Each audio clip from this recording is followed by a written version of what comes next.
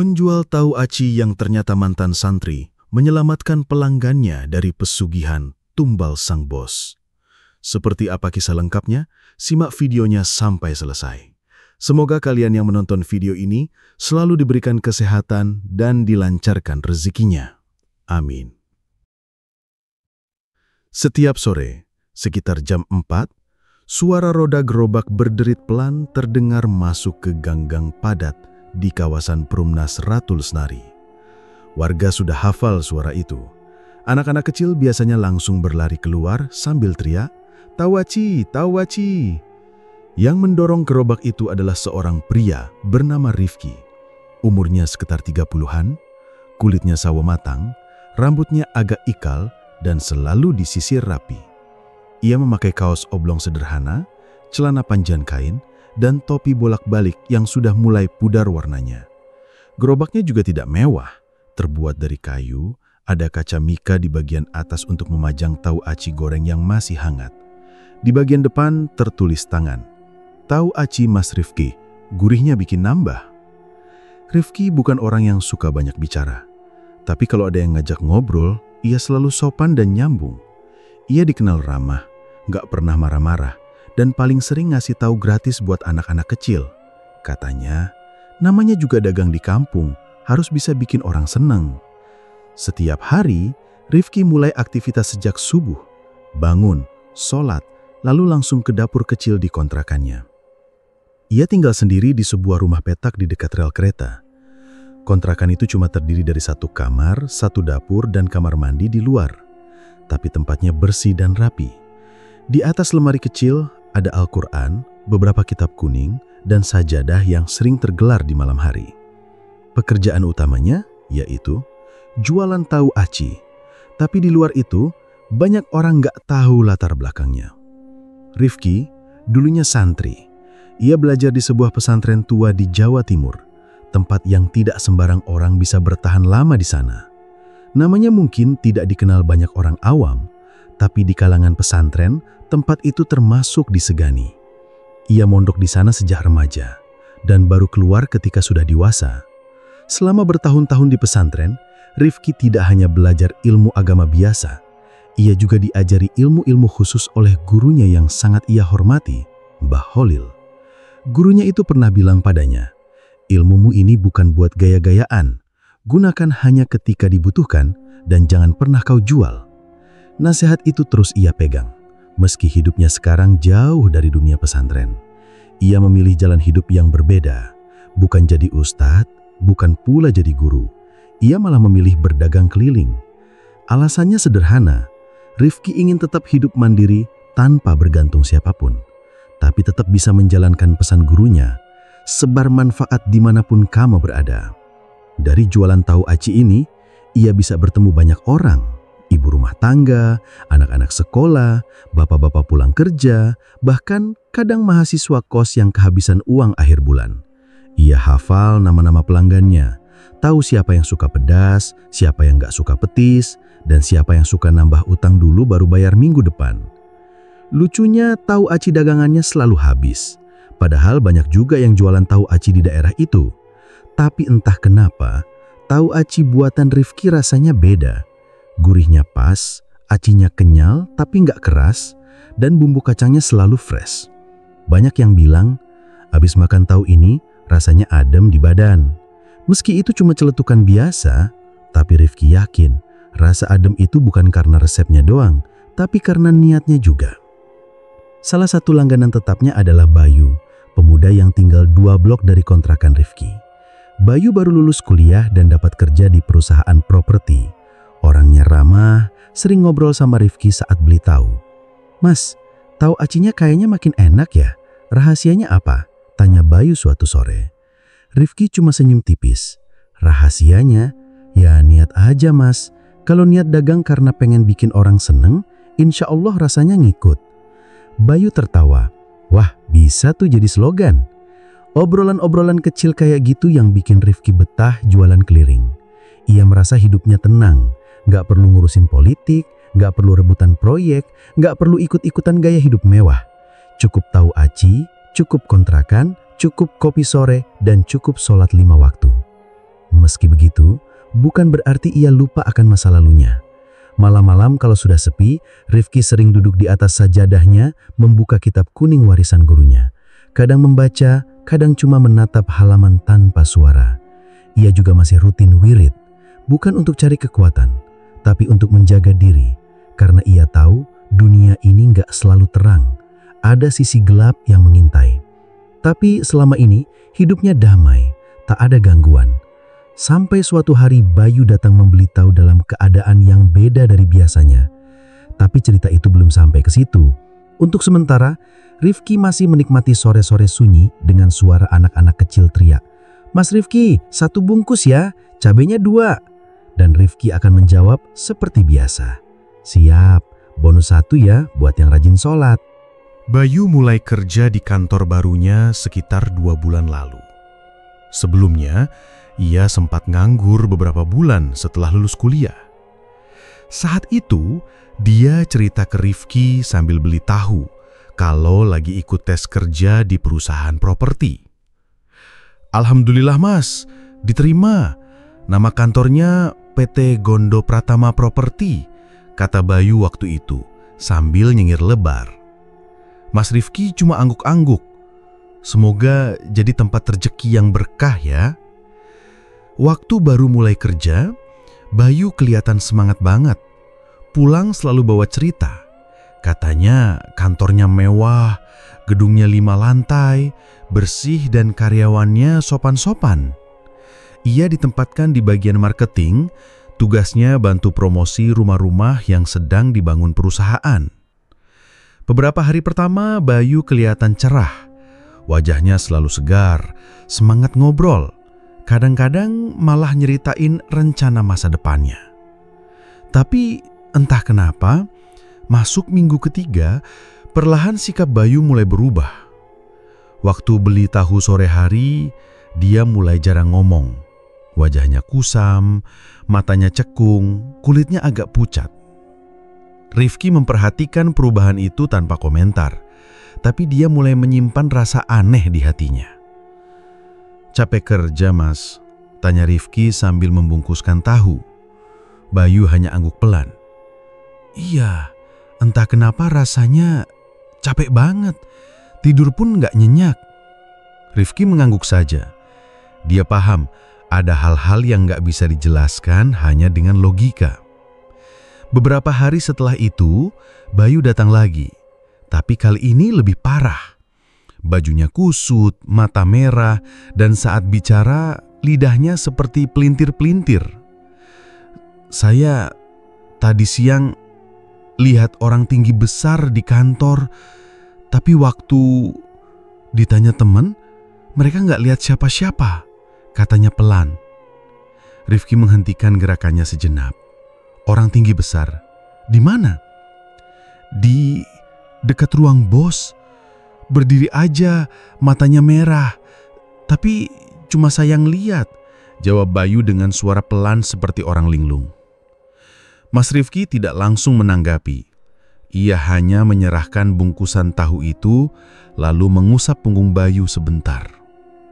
"Makan yang banyak, jangan sampai drop. Jaga badan ya." Malam harinya, Rifki tidak bisa tidur. Wajah Bayu terus terbayang. Ia mulai menghubungkan perubahan sikap Bayu dengan tempat kerjanya. Nama perusahaan itu Gondo Pratama. Terdengar asing tapi seperti pernah ia dengar dalam obrolan sesama pedagang. Keesokan harinya, Rifki menyempatkan ngobrol dengan pedagang gorengan langganan di pojokan pasar. Ia bertanya soal PT Gondo Pratama. Si pedagang, Pak Bowo, langsung mendelik. "Loh, kamu nggak tahu ya? Itu perusahaan milik Pak Gondo, orang paling kaya di sini. Katanya sih sukses dari nol, tapi banyak yang bilang dia pakai cara khusus." "Cara khusus gimana?" tanya Rifki pelan. "Ya, kamu tahulah maksudnya, pesugihan. Tapi nggak ada yang bisa buktiin, soalnya rumahnya dijaga ketat dan nggak banyak yang berani ngomong langsung," jelas Pak Bowo sambil membolak-balik pisang goreng. Rifki makin waspada. Ia bukan orang yang gampang percaya gosip, Tapi melihat kondisi Bayu, ia mulai merasa ada yang gak beres. Seminggu kemudian, Bayu datang lagi, tapi kali ini lebih parah. Bajunya kusut, mata merah, dan saat bicara lidahnya seperti pelintir-pelintir. "Saya tadi siang lihat orang tinggi besar di kantor, tapi waktu ditanya teman, mereka nggak lihat siapa-siapa," katanya pelan seperti orang linglung. Rifki menghentikan gerakannya sejenak. "Orang tinggi besar? Di mana?" "Di dekat ruang bos. Berdiri aja, matanya merah, tapi cuma saya yang lihat," jawab Bayu dengan suara pelan seperti orang linglung. Mas Rifki tidak langsung menanggapi. Ia hanya menyerahkan bungkusan tahu itu, lalu mengusap punggung Bayu sebentar. "Makan yang banyak, jangan sampai drop. Jaga badan ya." Malam harinya, Rifki tidak bisa tidur. Wajah Bayu terus terbayang. Ia mulai menghubungkan perubahan sikap Bayu dengan tempat kerjanya. Nama perusahaan itu Gondo Pratama. Terdengar asing tapi seperti pernah ia dengar dalam obrolan sesama pedagang. Keesokan harinya, Rifki menyempatkan ngobrol dengan pedagang gorengan langganan di pojokan pasar. Ia bertanya soal PT Gondo Pratama. Si pedagang, Pak Bowo, langsung mendelik. "Loh, kamu nggak tahu ya? Itu perusahaan milik Pak Gondo, orang paling kaya di sini. Katanya sih sukses dari nol, tapi banyak yang bilang dia pakai cara khusus." "Cara khusus gimana?" tanya Rifki pelan. "Ya, kamu tahulah maksudnya, pesugihan. Tapi nggak ada yang bisa buktiin, soalnya rumahnya dijaga ketat dan nggak banyak yang berani ngomong langsung," jelas Pak Bowo sambil membolak-balik pisang goreng. Rifki makin waspada. Ia bukan orang yang gampang percaya gosip, tapi melihat kondisi Bayu, ia mulai merasa ada yang gak beres. Seminggu kemudian, Bayu datang lagi. Tapi kali ini jalannya agak diseret, seperti orang lelah berat. Ia duduk di trotoar sambil menunduk. Rifki yang baru saja selesai jualan langsung menghampirinya. "Kenapa, Mas?" "Saya mimpi buruk terus, Mas Rifki. Tadi malam saya mimpi tubuh saya dikubur hidup-hidup sama orang yang mukanya mirip bos saya," katanya gemetar. "Bayu, kamu pernah diajak ritual atau upacara aneh sama kantor?" tanya Rifki pelan. Bayu mengangguk. "Minggu lalu disuruh ikut acara pembersihan energi. Katanya biar tim makin solid. Tapi acaranya aneh. Kami disuruh berdiri melingkar di ruang gelap, ada lilin, terus disuruh tutup mata dan baca kalimat yang gak saya ngerti. Habis itu saya pingsan." Rifki makin yakin, ini bukan sekedar kantor biasa. Ada sesuatu di balik perusahaan itu. Ia tahu persis model-model pesugihan semacam ini. Berdasarkan yang pernah ia pelajari dulu di pesantren, beberapa jenis pesugihan modern memang menggunakan media perusahaan untuk menyimpan tumbal. Biasanya, yang jadi sasaran adalah karyawan baru yang belum punya ikatan kuat dengan siapapun. Dan Bayu cocok jadi target. Anak baik, polos, darah muda, dan gampang dimanipulasi. "Saya jadi sering merasa nggak utuh, Mas. Kayak ada bagian dari diri saya yang hilang," lanjut Bayu lerih. Rifki tahu kalau dibiarkan, Bayu bisa habis pelan-pelan. Tapi dia nggak bisa asal bertindak. Ia harus hati-hati. Lawannya bukan orang sembarangan. Kalau benar Pak Gondo pakai pesugihan, berarti dia pasti sudah punya perjanjian dengan jin atau makhluk gaib tingkat tinggi. Nggak bisa dilawan sembarangan. Malam itu, Rifki duduk lebih lama di atas sajadah. Ia buka kembali catatan lama yang dulu ditulis gurunya. Di situ tertulis, "Jika kamu melihat manusia menjadi seperti boneka yang digerakkan oleh kekuatan gelap, maka ketahuilah, itu bukan sekedar gangguan. Itu perang yang harus kau pilih sendiri, mau kau hadapi atau kau biarkan." Rifki menutup kitab itu pelan. Besok, ia harus mencari tahu lebih dalam tentang kantor tempat Bayu bekerja. tapi bukan dari dunia nyata dulu. Ia akan cari tahu lewat jalur lain, jalur yang dulu ia tinggalkan, tapi masih ia simpan ilmunya dalam-dalam. Bayu harus diselamatkan. Beberapa hari setelah Bayu cerita soal mimpi dan ritual aneh di kantornya, Mas Rifki mulai memperhatikan hal-hal yang tidak biasa. Setiap kali Bayu lewat di depan gerobaknya, udara di sekitarnya terasa lebih berat. Rasanya seperti ada kabut tipis yang menyelimuti, padahal cuaca biasa aja. Wajah Bayu pun makin sayu. Waktu bicara sering terputus-putus. Kadang ngomong sendiri sambil garuk-garuk tangan, padahal nggak gatal. Rifki diam-diam menaruh curiga. Ia tahu gejala-gejala seperti ini bukan cuma karena stres kerja atau kurang tidur. Ada yang lebih dalam, lebih gelap. Suatu sore, Bayu datang dalam kondisi makin parah.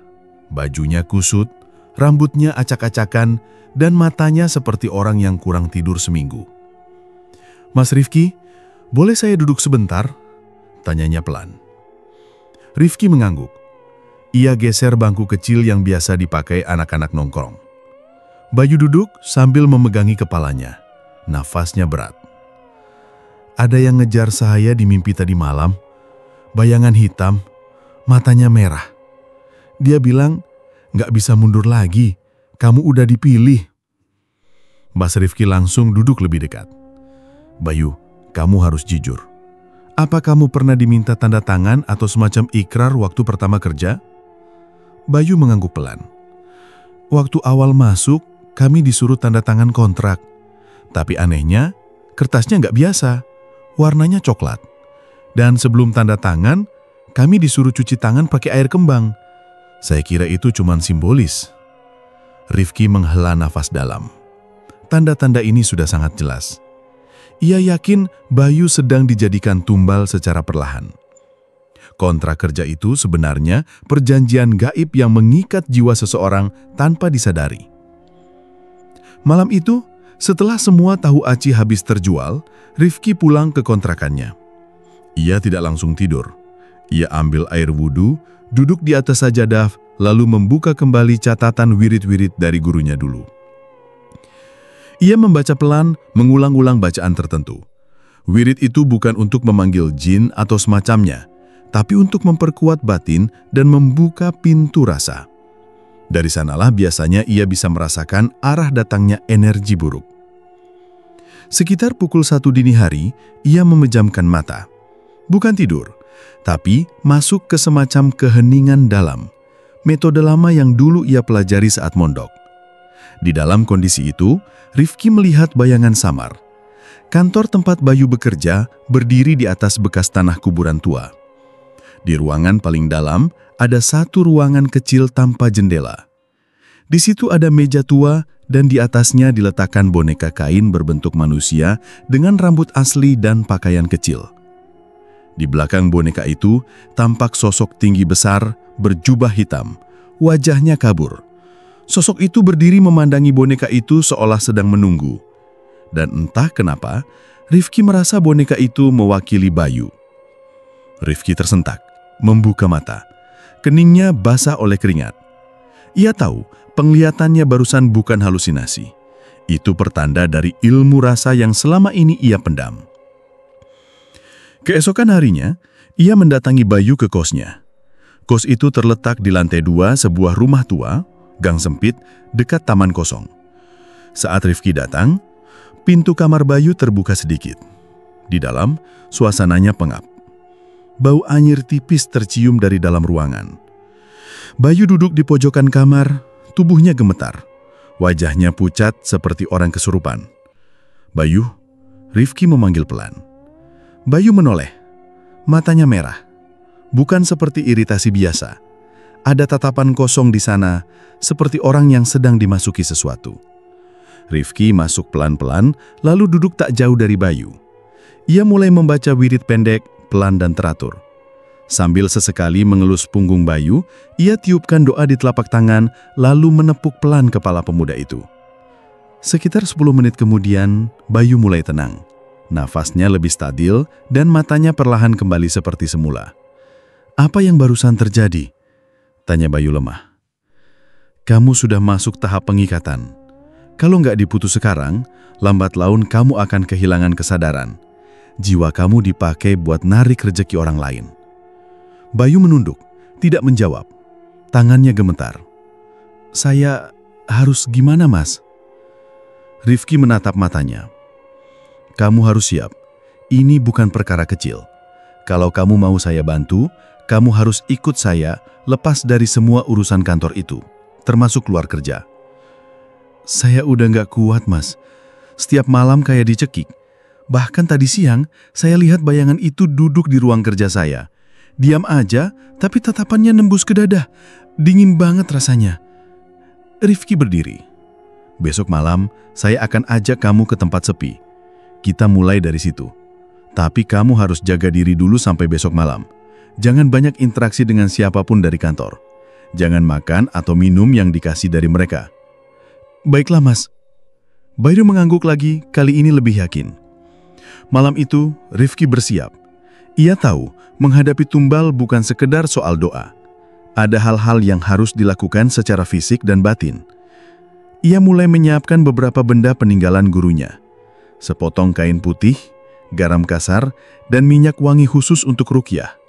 Dan di dalam hatinya ia berdoa keras-keras agar malam esok tidak terlambat. Karena jika sampai hari Jumat Kliwon 3 hari lagi, dan Bayu masih dalam ikatan itu, maka tubuhnya bisa sepenuhnya diambil dan jiwanya hilang. Malam itu Rifki tidak pulang ke kontrakan seperti biasa. Ia naik motor bututnya pelan-pelan, menyusuri jalanan kompleks perumahan elit di pinggiran kota. Disinilah rumah Pak Gondo berada, bos tempat Bayu bekerja. Rumah besar, berdinding tinggi dan dijaga pagar besi otomatis. Menurut Bayu, rumah itu berada tak jauh dari kantor pusat. Letaknya memang sedikit masuk dari jalan raya, agak tersembunyi di balik pohon-pohon besar. Dari luar tampak tenang, tapi Rifki tahu, ketenangan itu cuma kulit luarnya saja. Ia berhenti sekitar 50 meter dari rumah, lalu memarkirkan motornya di dekat warung kosong. Dari situ, ia berjalan kaki pelan. Jam menunjukkan pukul 11 malam. Langit gelap, tak ada bintang. Angin dingin berembus pelan, membuat dedaunan bergesekan dan menimbulkan suara lirih. Rifki berdiri di balik semak-semak, memperhatikan pagar rumah Pak Gondo. Dari celah pagar, ia melihat halaman rumah yang luas. Di sisi kiri halaman ada pohon besar, jenis beringin tua yang menjulang tinggi. Di bawahnya ada semacam batu bulat dan kendi kecil yang diletakkan di atas tikar jerami. Ada kain putih terikat di batangnya, seperti tempat sesajen. Rifki bergumam pelan. Pohon ini pasti jadi titik pusatnya. Matanya lalu menelusuri bagian lain. Rumah itu besar, 2 lantai, berdesain modern. Tapi yang aneh, suasananya terlalu sepi. Tak terdengar suara TV, musik, atau tanda kehidupan normal. Di sisi kanan rumah, ada satu kamar yang jendelanya ditutup rapat dengan tralis besi. Tirainya gelap, tidak pernah terbuka. Menurut informasi dari Pak Bowo, pedagang gorengan yang kenal satpam perumahan, kamar itu tidak pernah dibuka, bahkan oleh pembantu rumah. Beberapa menit kemudian, lampu halaman mati. Tiba-tiba suasana rumah berubah. Dari pintu samping 3 orang keluar mengenakan pakaian serba hitam. Salah satunya adalah Pak Gondo sendiri. Rifki mengenali dari ciri khas tubuhnya yang gempal dan jalannya yang agak pincang. Ketiga orang itu berjalan ke arah pohon beringin. Salah satu dari mereka membawa kotak kayu kecil dan yang lain membawa kendi besar.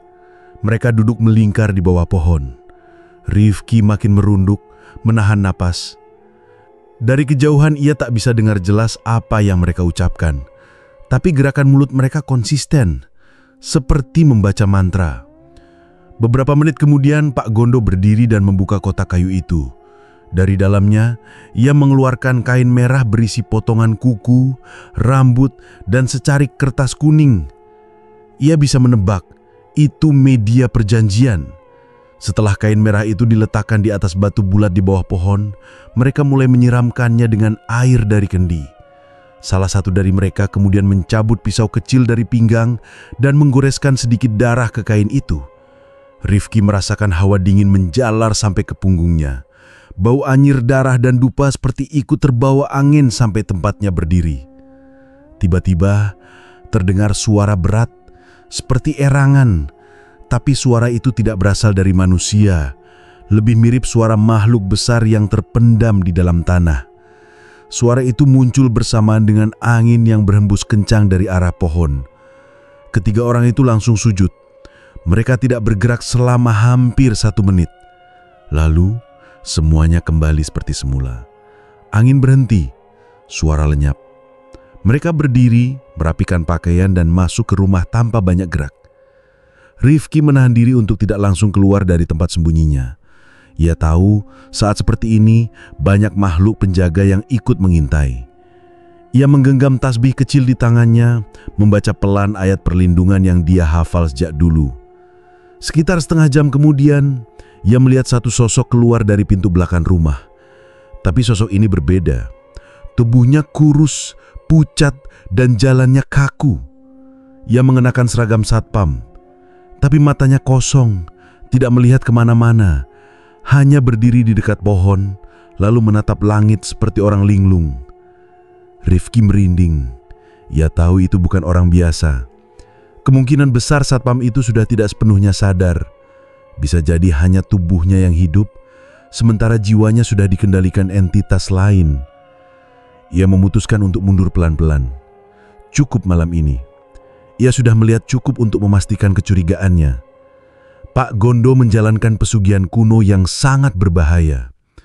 Jenis pesugihan ini memang dikenal menggunakan tumbal manusia, terutama anak muda dengan darah bersih, yakni orang polos, rajin ibadah, dan belum banyak terikat dosa berat.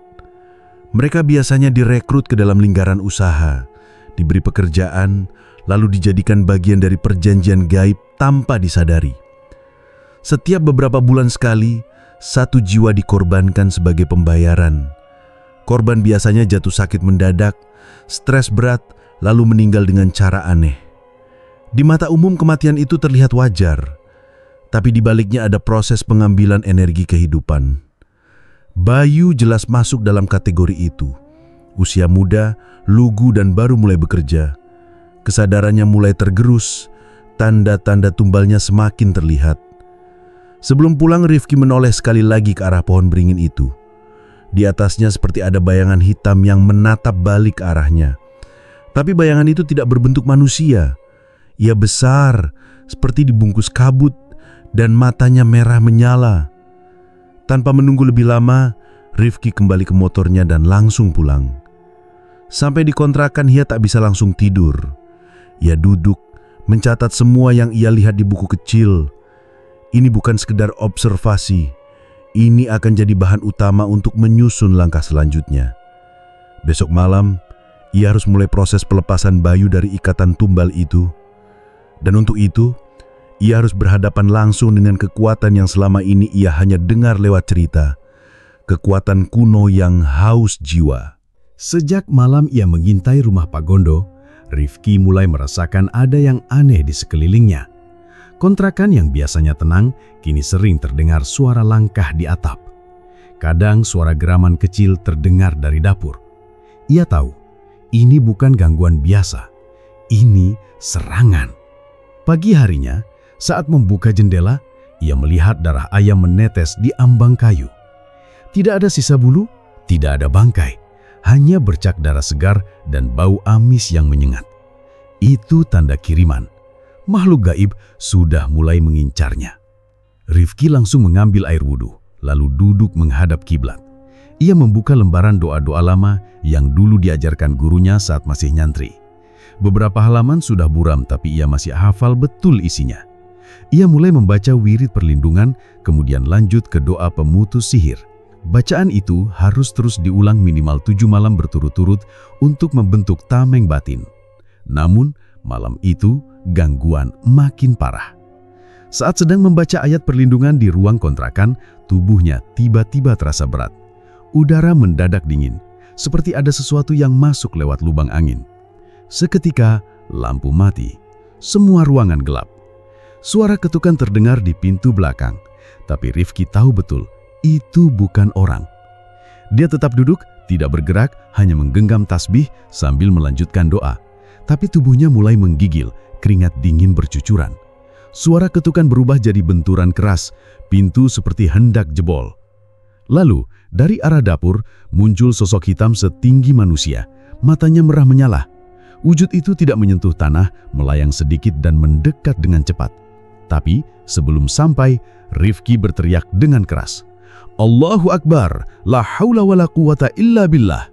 Seketika, cahaya putih menyembur dari tubuhnya dan sosok itu menjerit keras sebelum lenyap. Namun serangan itu bukan yang terakhir. Malam berikutnya, Rifki bermimpi aneh. Ia berada di tengah hutan, berdiri di antara dua pohon besar. Udara gelap dan angin terus berputar di sekelilingnya. Tiba-tiba, dari balik pohon, muncul sesosok pria tua berjubah putih. Rifki langsung mengenali siapa dia. Itu gurunya dulu di pesantren, Kiai Mustain yang sudah lama wafat. Dalam mimpi itu, sang guru tidak bicara banyak. Dia hanya mengulurkan tangan, memberi secari kertas kuning berisi tulisan Arab gundul. Lalu ia berkata dengan suara pelan, "Gunakan ini ijazah doa pemutus perjanjian setan. Tapi jangan dibaca kalau belum siap. Harus dalam keadaan suci lahir dan batin."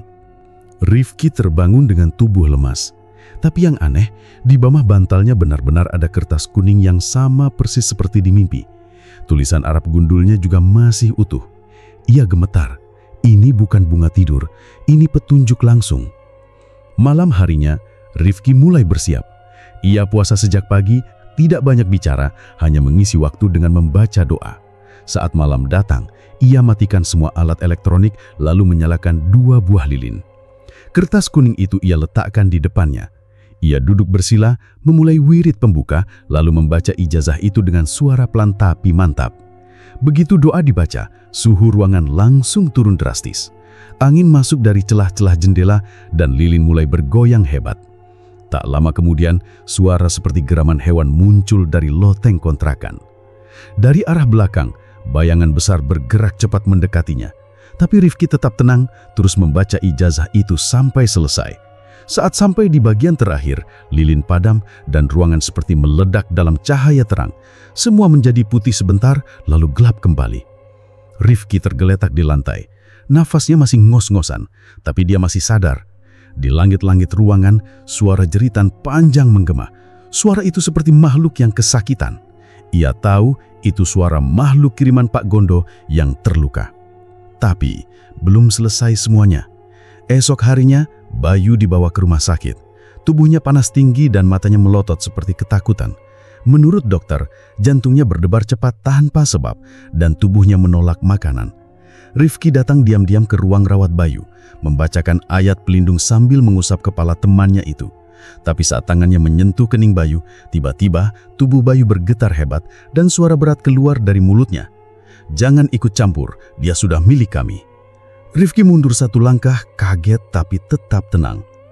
Ia langsung membuka kembali tas kecilnya, mengeluarkan secari kain putih berisi doa dari gurunya. Ia bacakan pelan-pelan meski Bayu terus meronta dan tubuhnya kejang-kejang. Perawat masuk dan hendak menghentikan, tapi Rifki meminta waktu sebentar. Ia bilang ini penting. Beberapa menit kemudian, tubuh Bayu mulai tenang. Nafasnya kembali teratur dan mata Bayu mulai normal. Tapi ia langsung menangis, memeluk Rifki sambil berkata, "Aku mimpi dikurung dalam ruangan gelap, penuh belatung, terus ada suara yang bilang aku bakal ditarik malam Jumat nanti." Rifki menepuk punggung Bayu, lalu berkata pelan, "Tenang, selama aku masih hidup, kamu gak akan jadi tumbal." Tapi, waktu mereka tidak banyak. Malam Jumat tinggal 2 hari lagi. Dan pertarungan terakhir belum selesai. Pak Gondo pasti akan kirim makhluk yang lebih kuat untuk mempertahankan tumbalnya. Rifki tahu, ia harus bersiap menghadapi malam tergelap dalam hidupnya.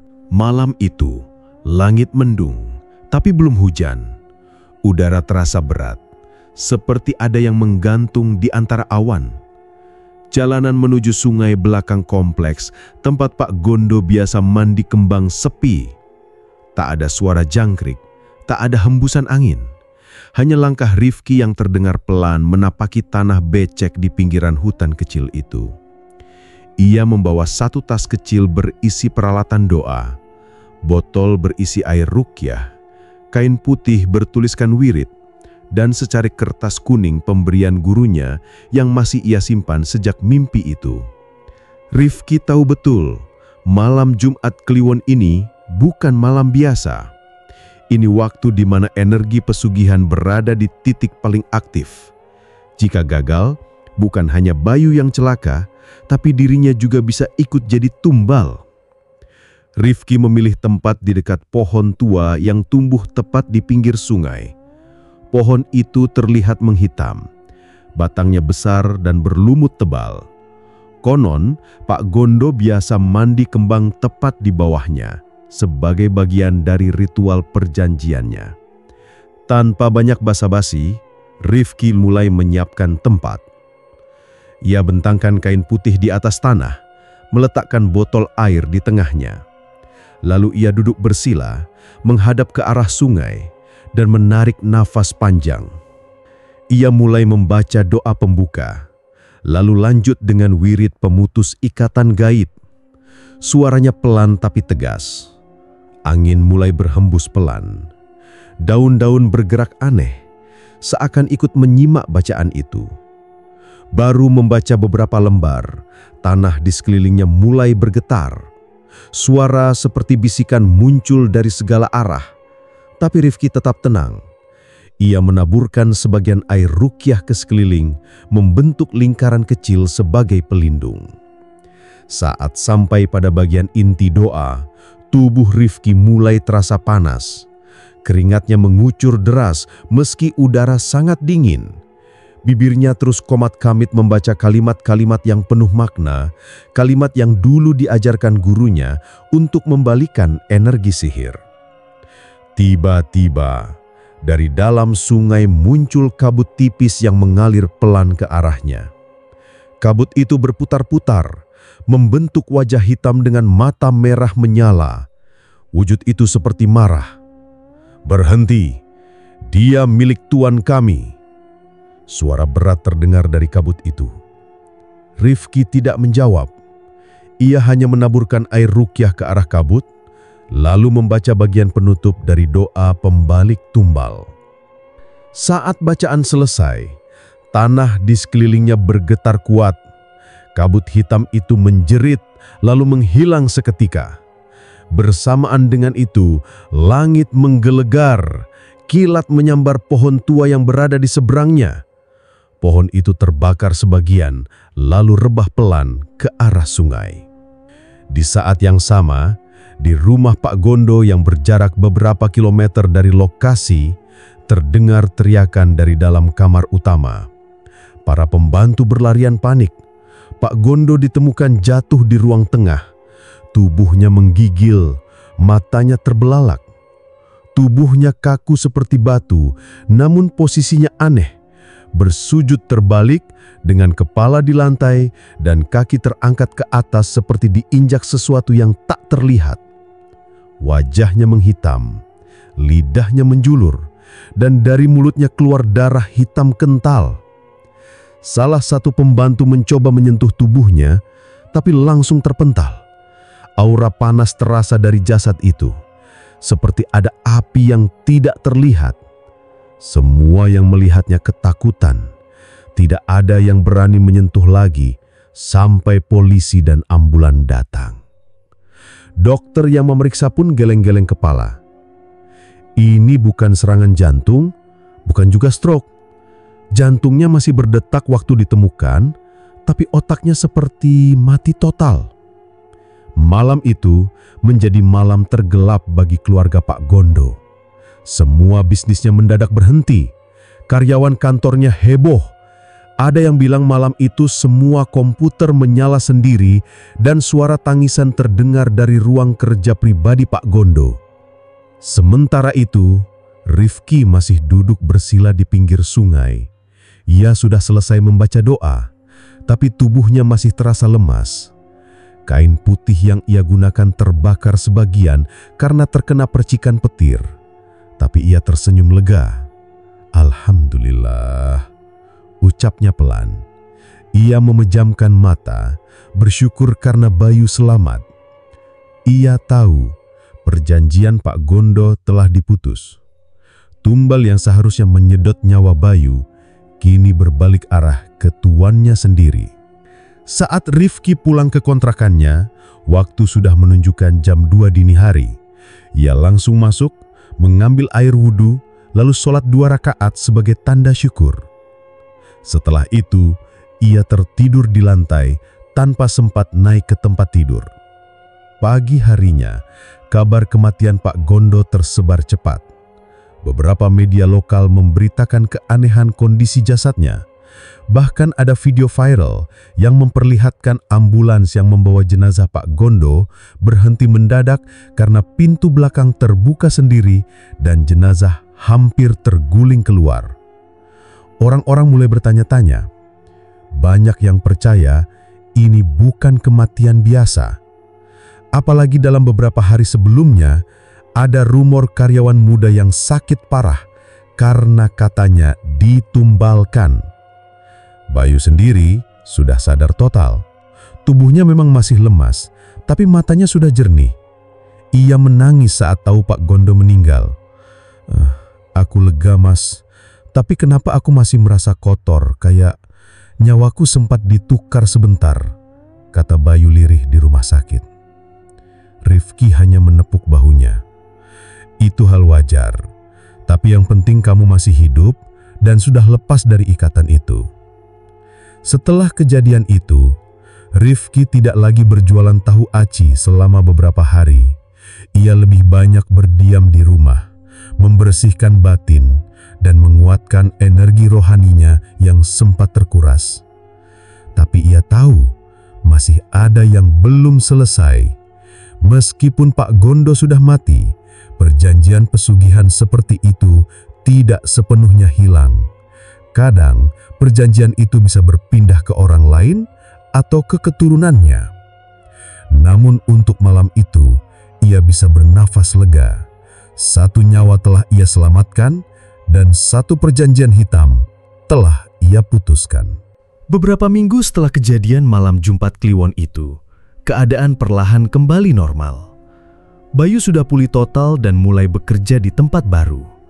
Ia sengaja memilih perusahaan kecil yang jauh dari dunia properti agar tidak lagi bersinggungan dengan orang-orang seperti almarhum Pak Gondo.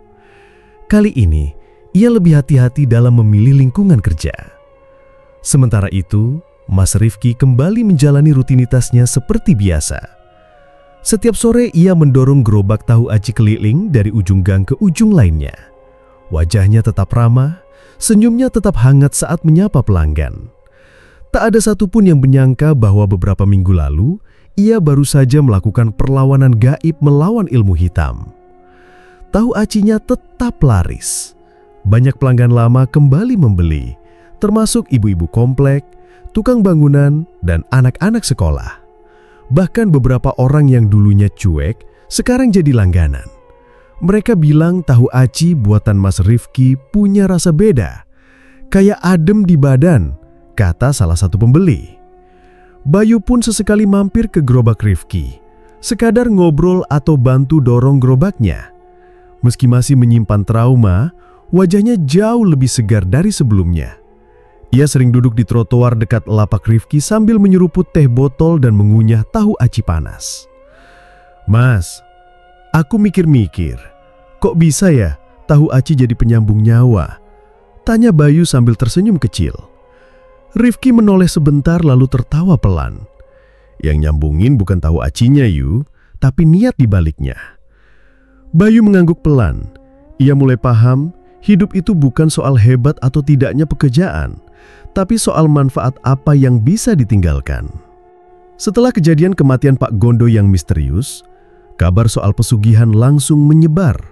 Meski pihak keluarga mencoba menutupinya, warga sekitar kantor dan rumahnya sudah keburu ramai membicarakan. Banyak yang percaya bahwa kematiannya bukan karena penyakit biasa.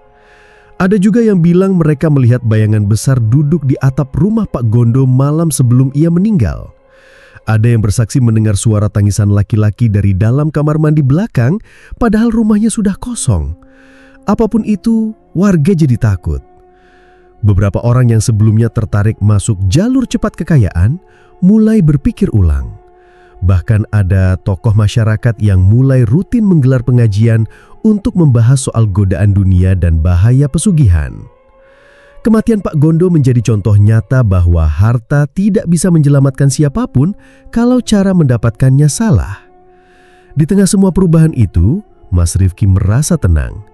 Bukan karena ia ingin dikenal sebagai penyelamat atau pahlawan, tapi karena satu tugas yang ia emban dulu dari gurunya, kini sudah dijalankan.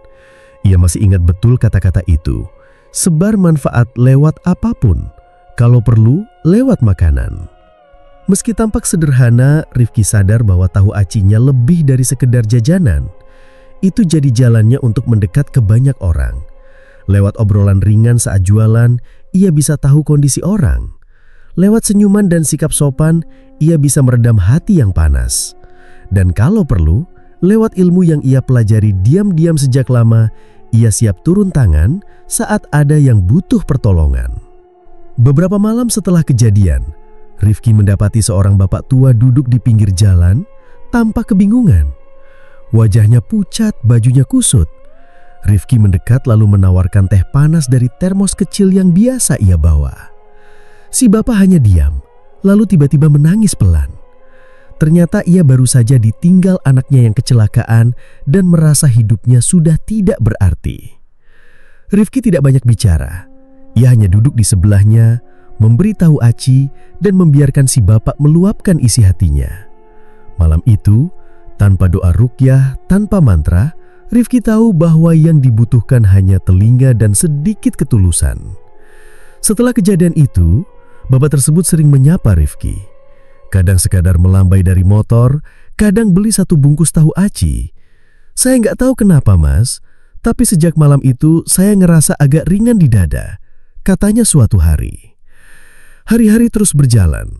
Kota kecil tempat Rifki tinggal mulai terasa lebih damai. Meski masalah tetap ada, orang-orang tampaknya jadi lebih hati-hati dalam urusan dunia. Mitos soal pesugihan masih beredar, tapi makin sedikit yang tertarik. Banyak yang memilih jalan halal walau lambat. Rifki pun mulai mengajar mengaji lagi di musola kecil dekat kontrakannya. Anak-anak kecil datang setiap sore setelah maghrib.